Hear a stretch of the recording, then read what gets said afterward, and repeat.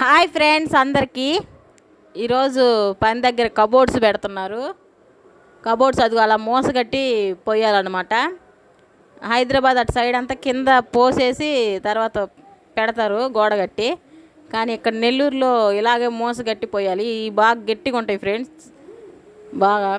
ఎందుకంటే ఒకసారే దాంట్లోకి సీకులు అన్నీ ఒకసారే పెడతారు కాబట్టి. అగో చూడండి, ఆ అన్న దాన్ని ఫస్ట్ మట్టితో కట్టాడు ఆ గోడని, తర్వాత మట్టితో ప్లాస్టింగ్ చేసి, తర్వాత దానిపైన మళ్ళీ మాల్తో ప్లాస్టింగ్ చేసి, ఇక చూడండి సీకులు అడ్డం పెడుతున్నాడు. అంటే సెల్ఫ్ అరలు ఉంటాయి కదా, అరలు సైజు ఎంత అని అలా గుర్తు కోసం అలా పెడతాడు.